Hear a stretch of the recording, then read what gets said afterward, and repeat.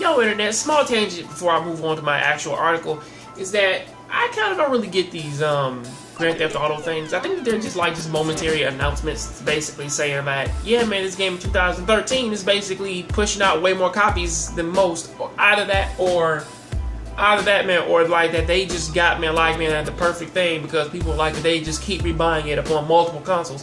Either way, we all know that Grand Theft Auto is going to keep on selling copies because again, Grand Theft Auto Online is life.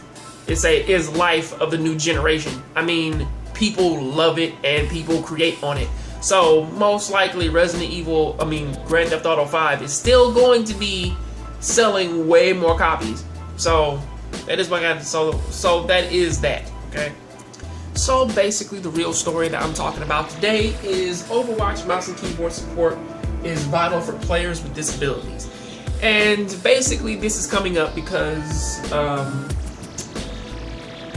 Jeff Kaplan, the main man over at Overwatch, he basically kind of caught on that like a few people were actually using mice and keyboards to give themselves like a advantage in this game versus people who use controllers. Now, it is a well-known fact that basically when like you use a keyboard and mouse like in a competitive type of game, it actually does give you like faster aiming, faster reaction times and everything else like in said game versus you using a controller, regardless of whatever your preference is or basically whatever else it is.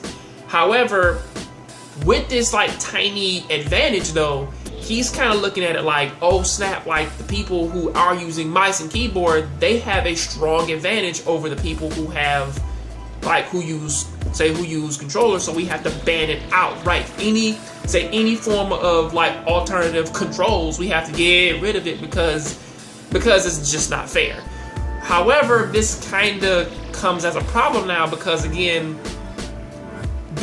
with him trying to eliminate the other types of gaming like controls and everything, there are gamers out there who do have disabilities, people who can't move, who can't use their bodies or whatever.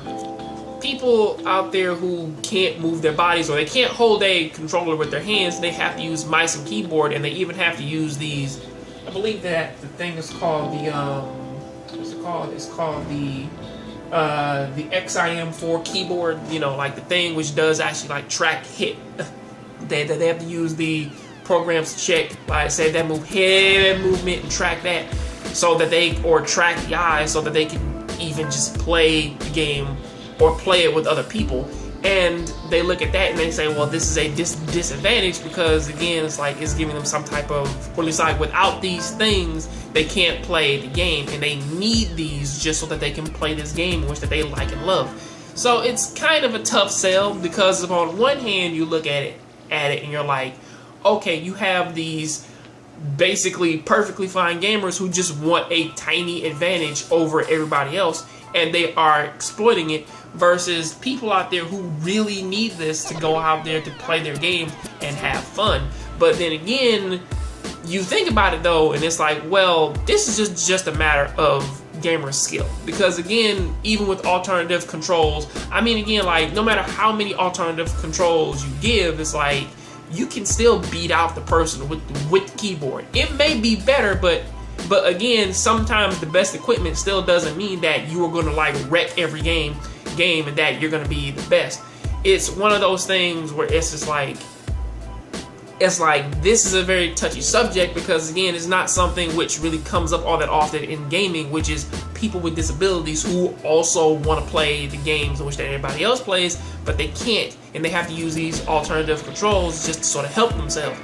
And it's something that I don't think that they really get per se. But then again, you think about it and it's like, well, it's not all that bad per se, but for some reason though, is that I do kind of wonder like, now you do kind of wonder is like that this disadvantage thing in video games and everything, I don't really think that it's never really present unless somebody like they're either dying to it or they got angry because of it. Because again, you can say the same thing for just about any gaming thing, which kind of gives somebody like a tiny advantage. You know, you kind of have mice, you have keyboards, you have monitors, you got headphones, you have basically, man, like their controller setup, how brand new their controller setup. However, most people, they don't necessarily talk about gaming experience, because again, the gaming experience, like of how long that you've been playing this game, how long like that you basically put time into it.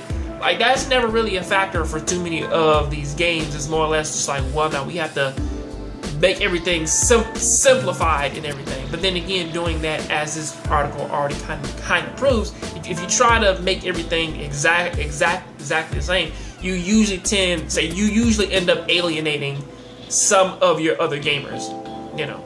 So that's kind of how that comes across. But until then, that is what I gotta say about that. Tell me, what do you think about this down there in the comment section. I'll catch you on the next Jongravesshow. Keep watching anime, keep playing video games. I'm out.